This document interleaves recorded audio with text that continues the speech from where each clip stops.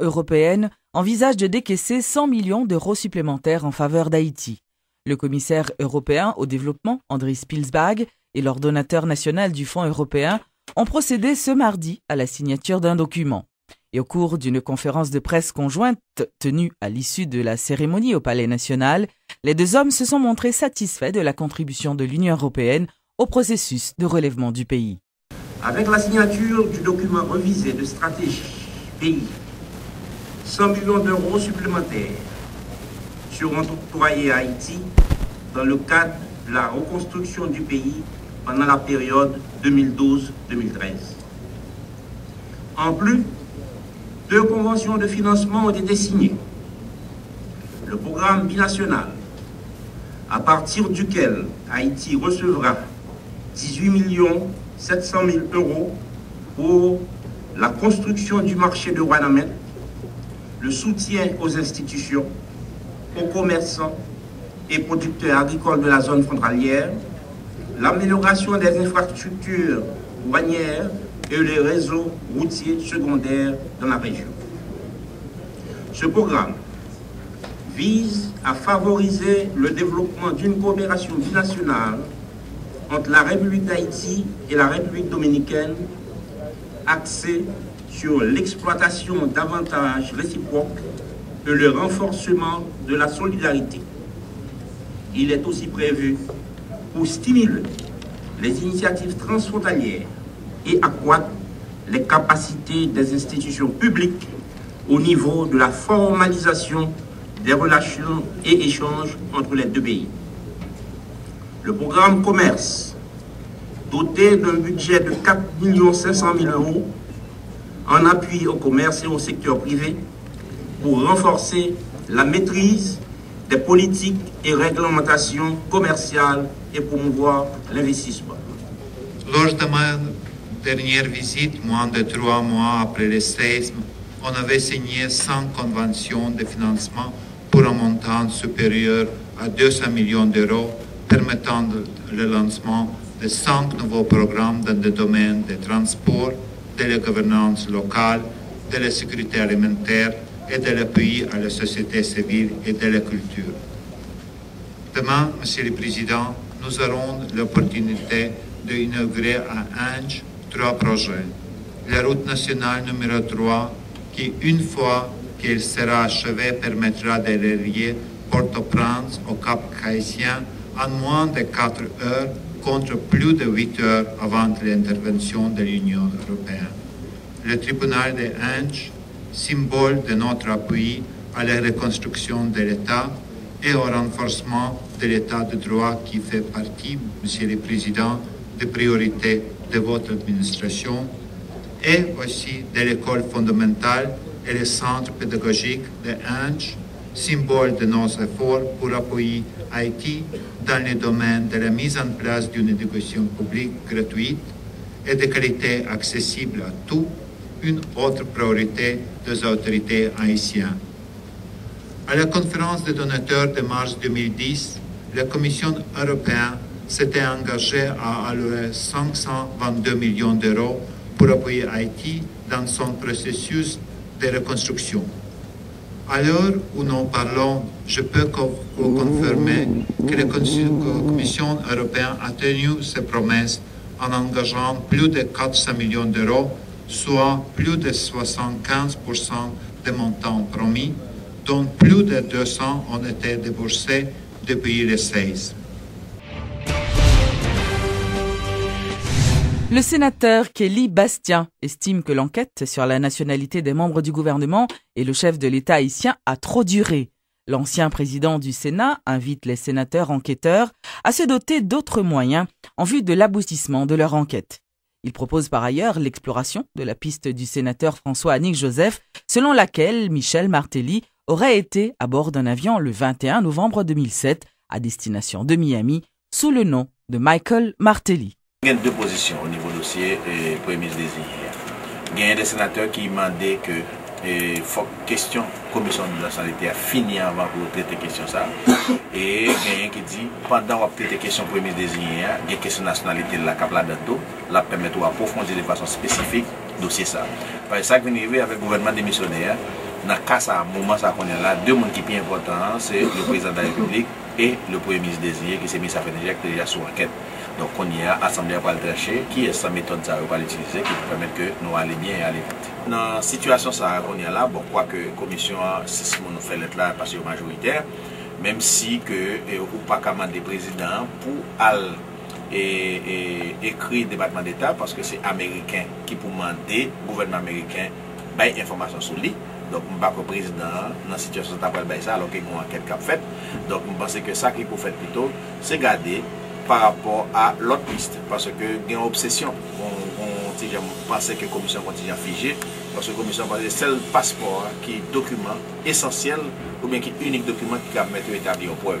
Est-ce que pas l'autre possibilité, l'autre moyen pour établir preuve là, que ou bien le président de la nationalité ou bien le pas gagner. Donc c'est ça, il faut explorer pour ne pas arrêter vraiment figé. Non, seul bagage, si pas de passeport, c'est comme si l'enquête là va faire pas l'autre moyen pour établir la vérité. Le ministère à la condition féminine et aux droits de la femme organise un forum de 3 jours avec les femmes venues des 144 communes du pays. Lancée aujourd'hui, cette initiative se veut une occasion pour les femmes de réfléchir sur les problèmes auxquels elles font face dans leur localité afin de proposer des pistes de solutions à travers un cahier de charges qui sera produit au terme de ce forum ce jeudi 8 mars, également la Journée mondiale de la femme.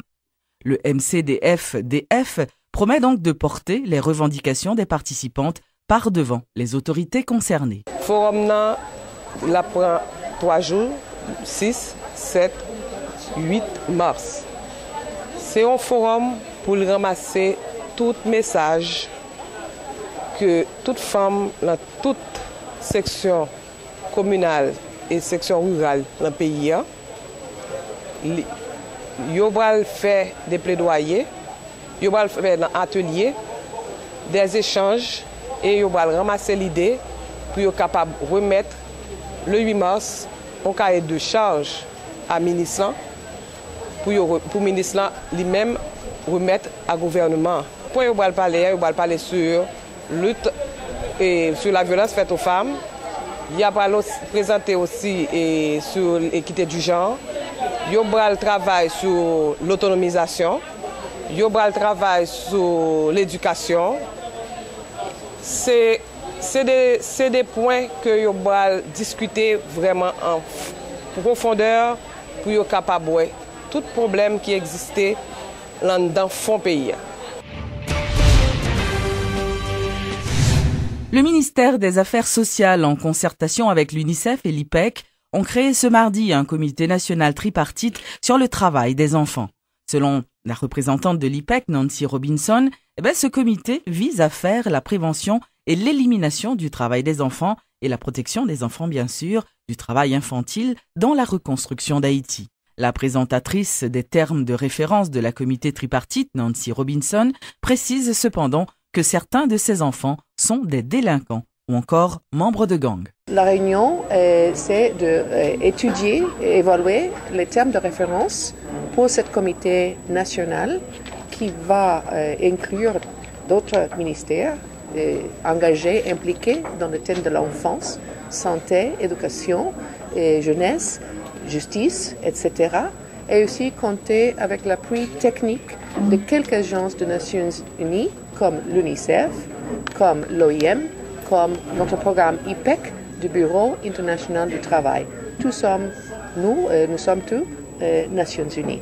Non? Alors, le but c'était ça. Et à notre retour, on va étudier, analyser des termes de référence pour voir qu'est-ce qu'en Haïti on voudrait faire. Mais c'est pour commencer à vraiment voir comment, de manière interministérielle, on peut impliquer chaque secteur dans la lutte contre les pires formes de travail des enfants. Pourquoi c'est important pour ça, pour un pays? Parce qu'on dit toujours que si un enfant a une éducation, et c'est un citoyen avec une sensibilisation de ses devoirs, mais aussi ça a un rôle à jouer avec la productivité d'un pays, le développement humain d'un pays en la totalité.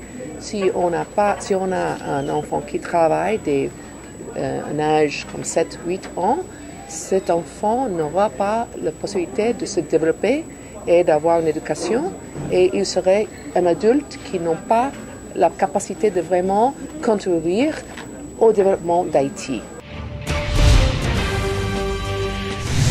Des syndicats d'enseignants dénoncent les mauvaises conditions de travail des professeurs, notamment ceux travaillant dans le secteur public. Ces organisations syndicales ont fait un ensemble de propositions en ce qui a trait à un projet de loi devant régulariser le travail des professeurs actuellement au débat au Parlement.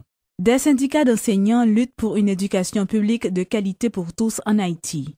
Issus de différentes associations, ces syndicalistes estiment qu'on ne peut avoir une éducation de qualité sans améliorer les conditions de vie des enseignants considérés comme les principaux acteurs concernés. La secrétaire générale de la Confédération nationale des éducateurs d'Haïti, Lourdedite Joseph, nous présente un tableau de la situation. Les professeurs ont vu des situations très difficiles. Nous avons un problème de professeurs pas touchés dans l'école publique. Et surtout dans l'école que vous faites et ouvrir pour accueillir plus de gens. L'école, pour qu'il y ait rien, les professeurs sont nommés, ils sont touchés par contre qu'ils sont touchés. Et puis, il y a un autre problème encore qui vient greffer à tout ça. Il y a une série, une catégorie de professeurs en 3e cycle. Les professeurs, ils travaillent en brevet longtemps. Quand il y a un brevet, ils viennent transformer dans 3e cycle. Les professeurs, ils ont coupé chèque parce que le ministre des Finances considère le salaire comme si c'est un salaire plein temps. Et tandis que sont vacataires que vous savez, sont chers, ils gagnent.